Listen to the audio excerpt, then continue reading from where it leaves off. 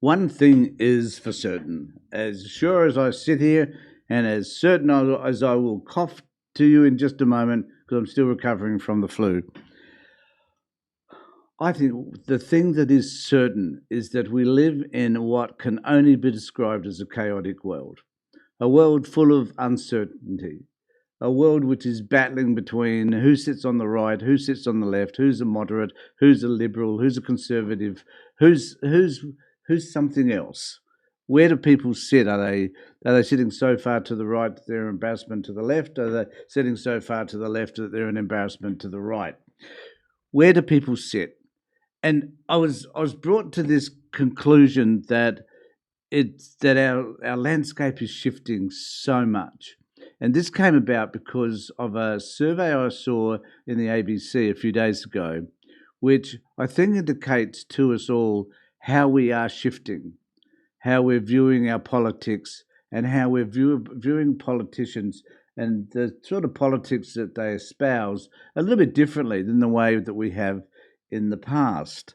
And one of those things has been, well, a lot of people have been saying that Albanese is different because he tends to listen, he tends to understand what the issues are. There are many issues I disagree with him over, granted, but he is a person who isn't seeking conflict at every opportunity, such as someone like Donald Trump would, or some of those people, such as Barnaby Joyce or Pauline Hanson in particular, would.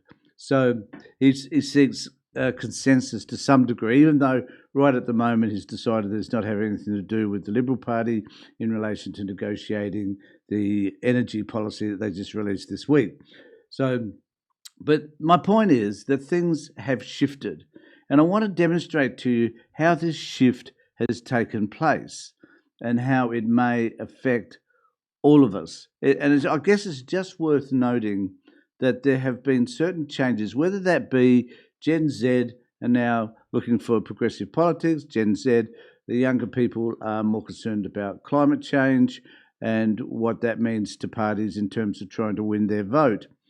And there are some strong indicators of where this stuff sits. So I'm going to take you to this ABC News article, which I found quite fascinating. So I hope you do as well. And I do just need to say to you folks, please subscribe to my channel, ring the bell for further notifications. I'm an old fart and I need as much help as I can get. So please subscribe. I know a lot of people that watch my channel don't subscribe. And I'd really appreciate it if you would. It doesn't cost you a ruddy thing. So please do so. It is helpful to me.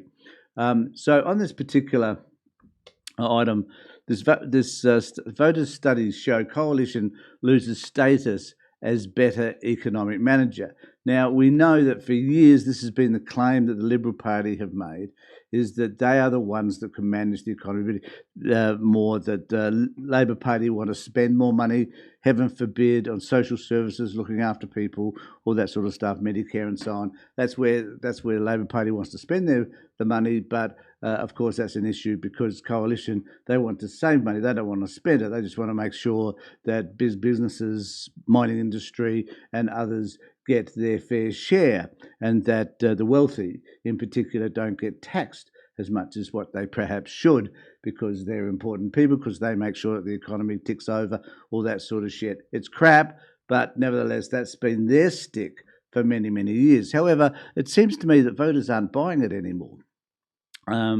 So, for the first time in decades, the Coalition has lost its perceived advantage on economic management, according to a leading academic study released on Wednesday. The results of the Australian election study are a snapshot of the opposition's struggle to win over voters in this year's federal election campaign, suggesting the Liberal Party has lost its grip on one of its longest-held strengths. It suggests several short and long-term problems for the opposition to overcome, with voters preferring Labor's offering on economic management, taxation, housing affordability, and the cost of living. The research, interestingly, and I like this bit, also found Peter Dutton was the least popular major party leader the AES has ever polled, dating back to the study's beginning 4 decades ago in 1987.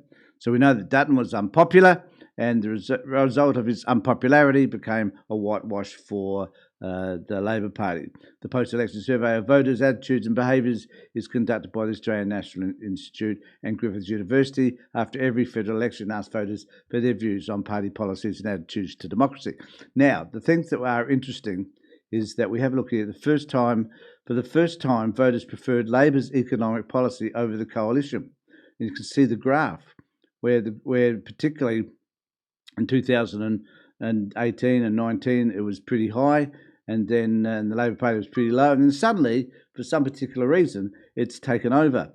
The other graph that I wanted to point out to you is this one down here, which I find interesting. Labor was voters' preferred party in 9 out of 10 policy areas in the Australian electoral study. So remember, the red here is Labor, the blue is coalition, and the grey is no difference. So these are the things. In health, just look where Labor is, the red, compared to the blue. In education, look where the blue is compared to the red. Labor's out miles and miles in front. And we go down to environment, the cost of living, housing affordability, economic management, Labor's still in front. Taxation, Labor's still in front. Immigration, surprisingly enough, Labor's still in front. And in terms of national security, we don't know where Labor are way behind, and people just don't basically care about that too much. But on the ones that do matter, health, climate change, environment, the cost of living, housing affordability, on all of those, it is evident that Labor is streaks ahead. So, now that I've given you that valuable bit of information, we need to ask ourselves, how does, and this is a question I've been asking for a long time, how does the Liberal Party come back from this position when it is clear that the population in general sees Labor as doing a better job in 9 out of the 10 or 8 out of the 9, I can't remember what it was now, but what does it tell us about in 9 out of 10 policies it is? So what does it tell us when the Labor Party, how has that happened?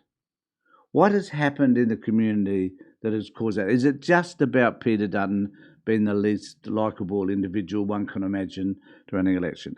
Is Susan Lee any better? Is the split that we see happening within the Liberal Party, the National Party, and also Barnaby Joyce moving from Nationals to One Nation eventually, are these symptomatic of what's happening in our politics on the right wing of politics?